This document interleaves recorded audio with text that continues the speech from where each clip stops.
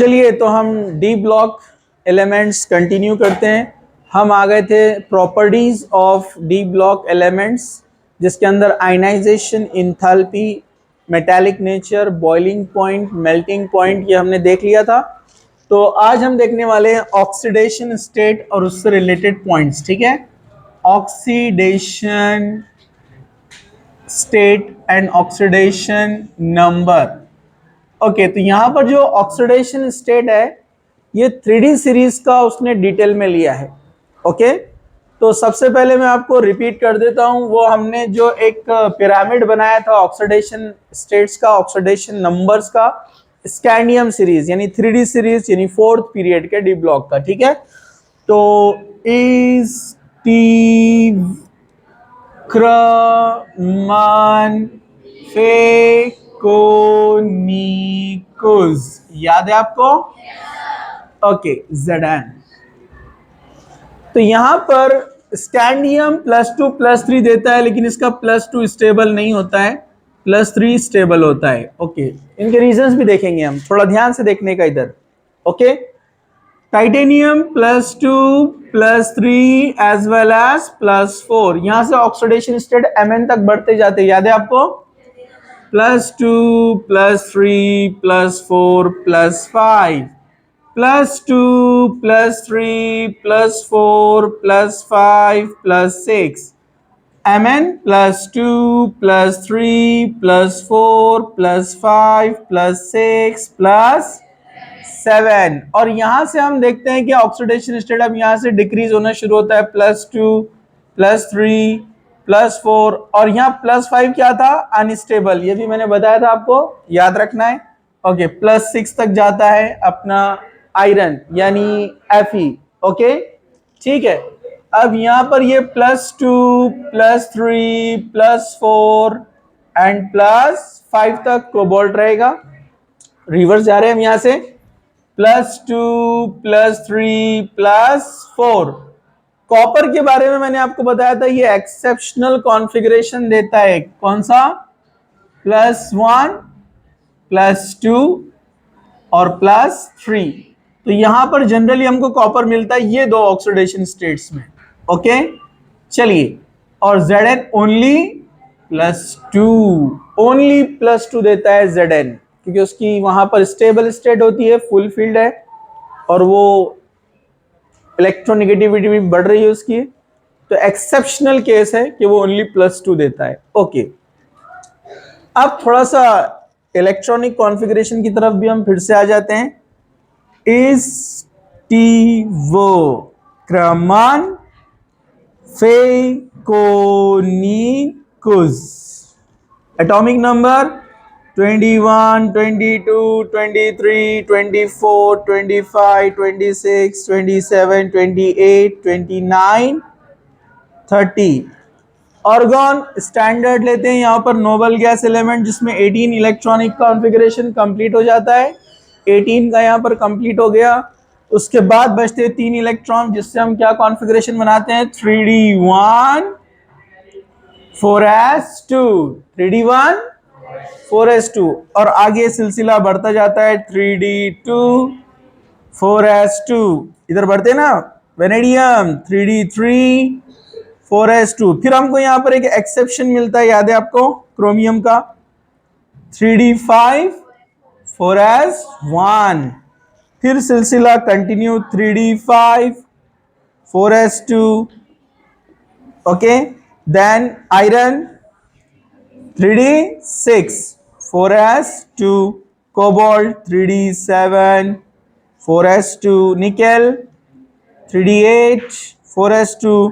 Copper में फिर exception आता है, ये भी मैंने आपको बताया था, 3d10 4s1, और copper Zn 3d10 4s2। Okay, D orbital का तो आप सभी जानते हैं। डी ऑर्बिटल के अंदर यहाँ पर ऑर्बिटल्स कितने होते हैं? 5 ऑर्बिटल होते हैं, XY YZ XZ x² minus y², और ये z², ये आपको पता है। जब हम इलेक्ट्रॉन फील करते हैं 3d1 तो यहाँ पर एक इलेक्ट्रॉन आता है, ये हमने देखा था। ओके ठीक है, तो चलिए 3d2 में 2 आएंगे, 3d3 में 1 2 3, 3d5 में 1 2 3 4 5, जिसको हम क्या बोलते हैं, हाफ फील्ड। क्या कहते हैं हम उसको, हाफ फील्ड। फिर अगेन 3d5, 3d6, 1 2 3 4 5 और 6 वाला पेयरिंग करता है। अब यहां से पेयरिंग स्टार्ट हो गई, तो 6 आया तो एक पेयर, 7 आया तो 2 पेयर, 3 पेयर, फिर यहां से 5 पेयर्स हो जाते हैं पूरे। तो यहां पर पेयरिंग स्टार्ट होता है जैसे हम आगे बढ़ते हैं। ओके, तो अब यहां पर हम देखते हैं कि जो कॉन्फ़िगरेशन है, जो लास्ट कॉन्फ़िगरेशन है, वो हमको जो मिलता है, जिसमें से मैं आपको यहां पर कुछ एलिमेंट्स का बताता हूं। जैसे 3d1 4s2 है, तो डेफिनेटली यहां पर एक इलेक्ट्रॉन आएगा, और 4s के अंदर यहां पर कितने इलेक्ट्रॉन है, 2 इलेक्ट्रॉन। 4s2 है और 3d1 है। अगर हम स्कैंडियम का लेते हैं तो स्कैंडियम अगर यहां से 2 इलेक्ट्रॉन लॉस करता है तो तब भी उसके पास एक इलेक्ट्रॉन रहता है। ओके, अगर वो 2 इलेक्ट्रॉन लॉस करेगा तो उसके पास एक इलेक्ट्रॉन रहता है, उस वजह से उसकी ऑर्बिटल इनकम्प्लीट फील्ड है, इसलिए +2 इतना स्टेबल नहीं होता है। हाँ, जब वो तीनों इलेक्ट्रॉन लॉस कर देगा, यहां के 2 और यहां का 1, जब वो 3 इलेक्ट्रॉन लॉस कर देता है तो उसका स्टेट क्या बन जाता है, +3, इसलिए +2 से ज्यादा स्टेबल जो है स्कैंडियम +3 में स्टेबल होता है। समझा आपको? अब ऐसे ही हम सभी के जो है एक्सेप्शन केसेस देखेंगे, जिससे हमको जो नोन कंपाउंड्स है, जो हम ज्यादातर पढ़ते हैं कि ये जो कंपाउंड्स बनते हैं ये ऑक्सीडेशन को प्रेफर क्यों करते हैं, रिडक्शन रिएक्शन को प्रेफर क्यों करते हैं। ठीक है, चलिए, जैसे इसमें एक फेमस एग्जाम्पल है आप देख सकते हैं, वो है आयरन का। आयरन जनरली हम +2 और +3 में देखते हैं, +2 स्टेट एंड +3 स्टेट। ओके, तो अगर मैं यहां पर लिखूं Fe2+, तो Fe2+ को आप देखेंगे अपना जो कॉन्फ़िगरेशन है 3d6 4s2 है, 3d6 एंड 4s2। तो 3d6 4s2 में अगर +2 स्टेट बनाना है तो 2 इलेक्ट्रॉन s के लॉस करना पड़ेंगे, उसके बाद यहां से एक इलेक्ट्रॉन, सॉरी यहां से 2 जाएंगे, यहां पर एज इट इज रहेगा। ओके, तो कॉन्फ़िगरेशन क्या बनेगा, 3d6 1 2 3 4 5 और ये 6, और 4s क्या रहेगा, 0। ओके, ये हुआ 3d6 4s 0। अब इसी को हम +3 स्टेट बनाते हैं, +3 स्टेट में तो यहां का एक इलेक्ट्रॉन लॉस हो जाएगा और हमको कॉन्फ़िगरेशन क्या मिलेगा, 3d5 3d5 4s 0। तो 3d5 में आपको क्या दिखता है, यहां पर हाफ फील्ड उसने फॉर्म किया है। ओके, तो ये हाफ फील्ड जो तैयार हुआ है यहां पर, ये स्टेबल होता है बिकॉज ऑफ सिमेट्रिकल, समझा आपको, ऑर्बिटल्स, यानी सिमेट्री इन दी ऑर्बिटल्स, तो इस एक्स्ट्रा स्टेबिलिटी अटेंड करता है, इसलिए बोलते हैं हम Fe3+ is more stable then Fe2+। तो यहां पर आप कंपेयर करेंगे तो Fe2+ लेस स्टेबल है Fe3+ से। अब डेफिनेटली अगर हमको कन्वर्जन करना है, हमको Fe2+ को Fe3+ में कन्वर्ट करना है, तो डेफिनेटली हमको इलेक्ट्रॉन लॉस करना पड़ेगा ना, इलेक्ट्रॉन लॉस करना पड़ेगा। जब इलेक्ट्रॉन लॉस करेंगे तभी तो +2 क्या बनेगा, +3। तो loss of electron is called oxidation. तो हम बोलेंगे कि Fe2+ ऑक्सीडाइज्ड रेडिली। ठीक है, तो इलेक्ट्रोकेमिस्ट्री में भी हम देखेंगे Fe2+ टू Fe3+, ये इजी जो है रिएक्शन है ऑक्सीडेशन के अंदर बनिस्बत Fe3+ से Fe2+ में। मतलब हम अगर इसको देखना चाहे तो हम ऐसे कहेंगे कि Fe2+ से हम Fe3+ में जा रहे हैं, मतलब इलेक्ट्रॉन लॉस कर रहे हैं। इसमें इलेक्ट्रॉन लॉस करने की एबिलिटी अच्छी है, मतलब Fe2+ वाला जो इलेक्ट्रोड रहेगा it will be better than Fe3+। समझा आपको? मतलब ऐसा कोई रिएक्शन है जिसमें Fe2+ को Fe3+ में कन्वर्ट होना है तो वो अच्छा पोटेंशियल देता है। समझा आपको? ठीक है, तो अब ये डेफिनेटली ये इलेक्ट्रॉन लॉस कर रहा है और इसका ऑक्सीडेशन हो रहा है, तो रिएक्शन इज ऑक्सीडेशन। लेकिन इसने जो इलेक्ट्रॉन दिया वो किसी का जाकर क्या करेगा? रिडक्शन। तो हम बोलते हैं Fe2+ is a good reducing agent. समझा आपको? ठीक है, ओके। तो हम उल्टा ये भी कह सकते हैं कि Fe3+ से Fe2+ में आना है तो इलेक्ट्रॉन देना पड़ेगा, but it is not a good oxidizing agent.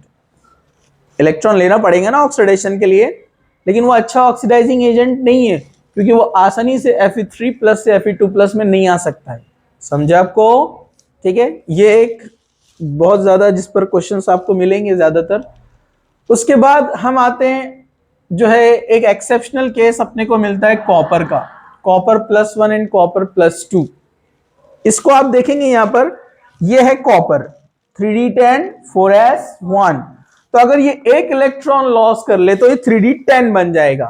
अगर कॉपर एक इलेक्ट्रॉन लॉस करता है मतलब Cu+ स्टेट में, तो उसका कॉन्फ़िगरेशन रहता है 3d10 1 2 3 4 5 6 7 8 9 10 3d10 4s0।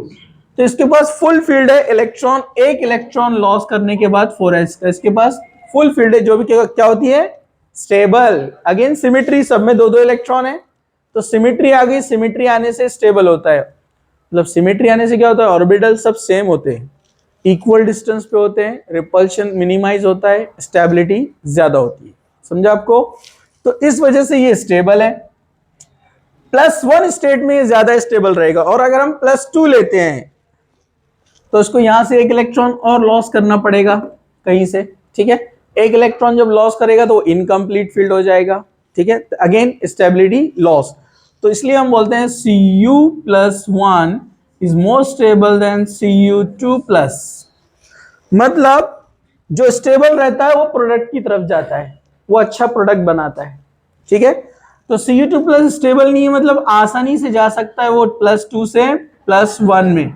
अब डेफिनेटली +2 से +1 में जाना है तो इलेक्ट्रॉन गेन करना पड़ेगा, मतलब इलेक्ट्रॉन जब इसमें हम ऐड करेंगे तो +2 - 1 बनेगा +1, तो इलेक्ट्रॉन देना पड़ेगा। अब इलेक्ट्रॉन देना पड़ेगा मतलब कौन सा रिएक्शन? रिडक्शन। तो Cu2+ का अच्छे से रिडक्शन हो रहा है, रिडक्शन के लिए इलेक्ट्रॉन चाहिए, तो सामने वाले से इलेक्ट्रॉन ले रहा है ना, तो सामने वाले का इलेक्ट्रॉन गया मतलब उसका ऑक्सीडेशन हुआ, मतलब ये अच्छा ऑक्सीडाइजिंग एजेंट है। जैसे यहां पर ये एक अच्छा रिड्यूसिंग एजेंट था, वैसे ये अच्छा ऑक्सीडाइजिंग एजेंट है। So Cu2+ is a good oxidizing agent. Okay, चलिए अब हम आगे बढ़ते हैं। तो हमने देखा भी रिएक्शन में भी Zn हम जब लेते थे, आपने देखा ना Zn और Cu, तो Cu+ आयन अच्छे से इलेक्ट्रॉन लेता था, याद है आपको? तो वो एक अच्छा ऑक्सीडाइजिंग एजेंट है। ओके, और जो EMF सीरीज है अगर आप उसको देखेंगे गौर से, तो बीच में ऐसे चाहिए बताया मैंने लास्ट लेक्चर में, स्टैंडर्ड हाइड्रोजन इलेक्ट्रोड जिसका 0 पोटेंशियल होता है, और नीचे वाले कौन से पूरे प्लस, और ऊपर वाले क्या है? माइनस। तो नीचे वाले अच्छे से इलेक्ट्रॉन देते हैं, उनका ऑक्सीडेशन होता है, मैंने बताया ना आपको। तो उसमें बहुत सारे एक्सेप्शंस आते हैं, इसलिए वो जो लिस्ट है वो एटॉमिक नंबर, इलेक्ट्रोनेगेटिविटी, ये किसी चीज पर डिपेंड नहीं है, वो डिपेंड है ऑक्सीडेशन नंबर और हाइड्रेशन इंथैल्पी और आयनाइजेशन इंथैल्पी, ये 3 चीजों पर है। उसके कुछ एक्सेप्शंस यहां पर आते जाएंगे, यहां पर मैं आपको बताते जाऊंगा। ठीक है, चलिए। तो Cu2+ आसानी से Cu+1 बनता है, तो Cu+1 ज्यादा स्टेबल है, रीजन है उसके पास फुल फील्ड है, कंप्लीट पूरे ऑर्बिटल्स। ठीक है, ओके। तो ऐसे ही आप दूसरे बहुत सारे एलिमेंट्स का यहां पर निकाल सकते हैं, जैसे टाइटेनियम है, ये +4 में ज्यादा स्टेबल होता है +3 के कंपैरिजन में। अगर आप +4 लेते हैं टाइटेनियम को जब आप +4 लेंगे तो उसको चारों इलेक्ट्रॉन लॉस करना है, चारों इलेक्ट्रॉन लॉस करना है, मतलब empty field, stable, extra stability. लेकिन अगर आप +3 में जाते हैं तो +3 में क्या होता है? इधर से 2 जाएंगे, इधर से 1 जाएगा, 1 इलेक्ट्रॉन बचेगा। बनते हैं ऐसे कंपाउंड्स बट स्टेबिलिटी कम होती है। ओके, तो टाइटेनियम +4 ज्यादा स्टेबल होता है टाइटेनियम 3+ से। Okay, same concept F block में भी आएंगे। चलो हम देखते हैं क्रोमियम, इसके भी बहुत सारे कंपाउंड्स हैं।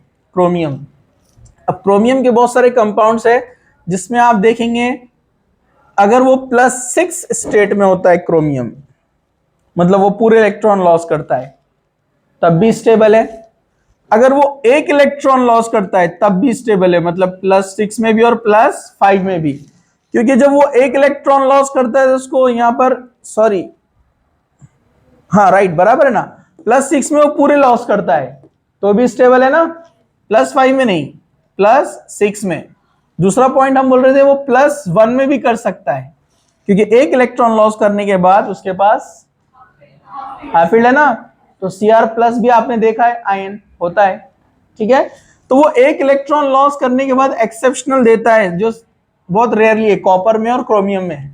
तो जैसे कॉपर में क्यों था, एक इलेक्ट्रॉन लॉस करने के बाद फुल फील्ड मिलती है ना, बराबर है कि नहीं है, और क्रोमियम में क्या होता है, हाफ फील्ड मिलती है, इसलिए ये भी +1 देता है, ठीक है। तो ये +1 में भी फॉर्म करेगा और +6 में तो रहेगा ही।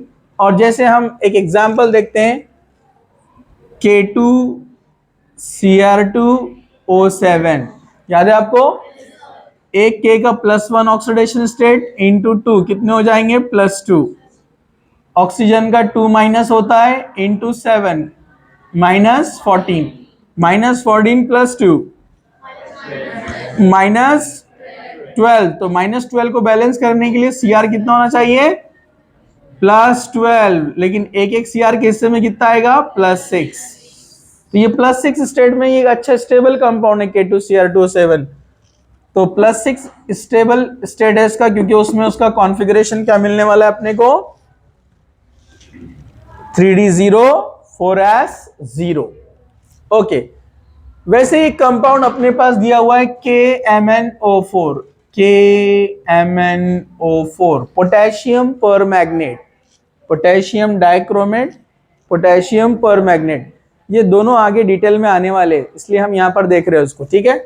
तो पोटेशियम परमैग्नेट, तो पोटेशियम +1 है, ये -2 इंटू 4 -8, -8 +1 -7 को बैलेंस करने के लिए क्या चाहिए, +7। तो Mn+7 स्टेट में यहां पर, तो आप देख सकते हैं यहां पर Mn+7 स्टेट में, क्यों, जब वो सातों इलेक्ट्रॉन लॉस कर देगा तो वो बन जाएगा 3d0 4s0। अगर Mn 2 इलेक्ट्रॉन लॉस करता है तब भी क्या बनेगा, वो 3d5 4s0, मतलब हाफ फील्ड मिलेगा उसको, उस कंडीशन में भी क्या रहेगा, वो स्टेबल। तो यहां उसने 4s0 और 3d5 4s0, मतलब +2 स्टेट में भी वो अच्छा स्टेबल है। यानी आपने देखा होगा MnO कंपाउंड देखा है, MnO मैग्नीज ऑक्साइड, डाइऑक्साइड नहीं, मैग्नीज ऑक्साइड, यहां पर ये है -2, तो बैलेंस करने के लिए +2 चाहिए ना। तो +2 स्टेट में क्यों स्टेबल है वो, क्योंकि उसके पास हाफ फील्ड है, समझा आपको। ओके, आपने MnO2 भी देखा +4 स्टेट। अब +4 स्टेट के लिए यहां 2 इलेक्ट्रॉन लॉस करना है, यहां 2 इलेक्ट्रॉन लॉस करना है, अपने को मिलेगा 3d3, क्या मिलेगा, 3d3। तो हम बोल सकते हैं कि MnO2 से ज्यादा स्टेबल MnO होता है एक्स्ट्रा स्टेबिलिटी के बेस पर, समझा, ठीक है। एक्स्ट्रा स्टेबिलिटी से हम उसको एक्सप्लेन कर सकते हैं। ओके, वैसे ही कोबाल्ट का है +5 स्टेट में वो स्टेबल हम बता रहे हैं यहां पर उसको, क्योंकि कोबाल्ट के पास यहां पर आप देखेंगे 2 इलेक्ट्रॉन 4s में है, और यहां से जब वो लॉस करेगा कितना 2, तो उसके पास क्या रहेंगे, हाफ फील्ड। तो यहां से 2 जब वो लॉस करेगा, मतलब +4 में अच्छा स्टेबल है वो, समझा आपको। लेकिन +5 भी बनाता है, जैसे मैंने आपको बताया था, कुछ एक्सेप्शनल होते हैं, इसलिए हमको ये लर्न करना है पूरा पिरामिड। कुछ एक्सेप्शंस होते हैं जिनको हम सिर्फ एम्प्टी फील्ड, हाफ फील्ड और फुल फील्ड, ये एक्स्ट्रा स्टेबिलिटी रूल से एक्सप्लेन नहीं कर सकते, कुछ होते हैं, लेकिन मेजॉरिटी को हम इससे एक्सप्लेन कर सकते हैं। ओके, फिर एक आता है सवाल, Zn सिर्फ +2 क्यों बनाता है? तो इसका भी आंसर आपके पास है कि Zn जो है इस कॉन्फ़िगरेशन है 3d10 4s2, जब वो 2 इलेक्ट्रॉन लॉस कर देगा तो उसके पास इलेक्ट्रॉन कितने बचेंगे? 10, मतलब फुल फील्ड। इसलिए Zn आसानी से बनाता है ZnO, ZnCl2 एटसेट्रा, मतलब +2 स्टेट में वो ज्यादा स्टेबल है। समझा आपको?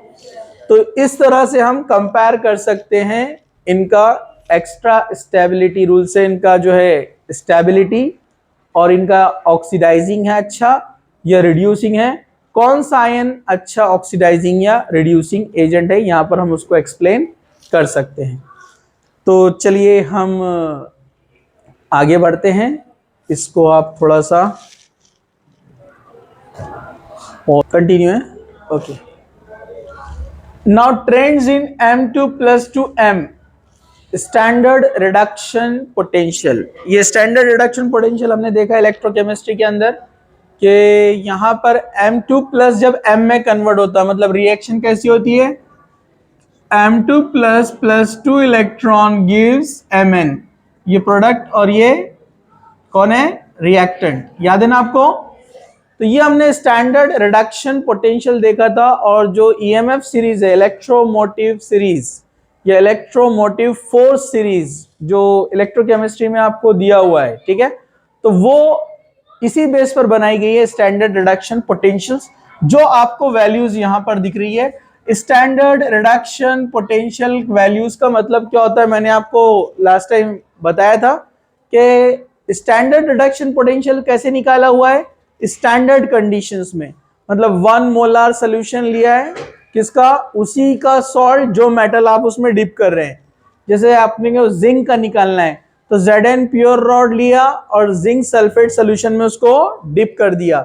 सोल्यूशन का कॉन्सेंट्रेशन कितना है? 1 molar, temperature standard, okay 298 kelvin वहां पर, और 1 एटमॉस्फेयर। ये स्टैंडर्ड कंडीशन में देखा गया कि जिंक का पोटेंशियल कितना मिला, ठीक है, उसको नोट कर लिया गया और वो स्टैंडर्ड मिला यहां पर -0.76। ओके, तो आप यहां पर देखेंगे ये जो पोटेंशियल में डिफरेंस नजर आए कुछ एक्सेप्शंस को छोड़कर, तो आपको क्या मिलेंगे यहां पर? आप देखिए, टाइटेनियम -1.63, वेनेडियम 1. माइनस में वैल्यू क्या हो रही है? कम। माइनस में वैल्यू क्या हो रही है यहां पर? कम। मतलब सबसे माइनस में जो बड़ी वैल्यू है वो किसकी मिल रही है अपने को? स्कैंडियम। माइनस में बड़ी वैल्यू किसकी है यहां पर? स्कैंडियम। इसका मतलब क्या है यहां पर? देखिए, मतलब स्कैंडियम +2 से न्यूट्रल स्टेट में इजीली कन्वर्ट हो जाता है। समझा आपको? -2 इलेक्ट्रॉन उसमें ऐड किया तो वो इजीली कन्वर्ट हो जाएगा। ये पॉइंट अपने को यहां पर मिलता है। ओके, दूसरा आप देखेंगे यहां पर वैल्यूज धीरे धीरे माइनस में क्या होते जा रही है? लो होते जा रही है, राइट? एक एक्सेप्शन आ गया बीच में, कॉपर। कॉपर आपको एक्सेप्शनल मिलता है। कॉपर इलेक्ट्रॉन यहां पर आसानी से लेने वाला नहीं है, ठीक है, ये लिस्ट में कंपेयर करेंगे तो इसके आपस में कंपैरिजन में, हाँ, दूसरे का SRP अलग अगर उससे कम हो तो वो इलेक्ट्रॉन उससे क्या करेगा? लेगा। जिसका SRP कम होता है वो क्या करता है? आसानी से इलेक्ट्रॉन देता है। ये बात को आप लोग जरा ध्यान से सुनिए। EMF सीरीज में जो सीरीज थी, जो हमने देखा SHE होता है, SHE जहां पर 0 पोटेंशियल है, पोटेंशियल कितना है? 0, तो 0 पोटेंशियल है वहां पर, और नीचे वालों की वैल्यू माइनस में, ऊपर वाले की वैल्यू माइनस में। तो जनरली जब भी आप देखेंगे तो नीचे वाले का आसानी से ऑक्सीडेशन होता है। जैसे हमने देखा ना Zn, और Zn का साथ साथ कौन था गैल्वेनिक में? कॉपर। याद है आपको?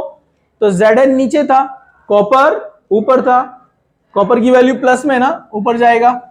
ओके, तो Zn नीचे था, तो Zn क्या कर रहा था? Zn gives Zn2++2 electron.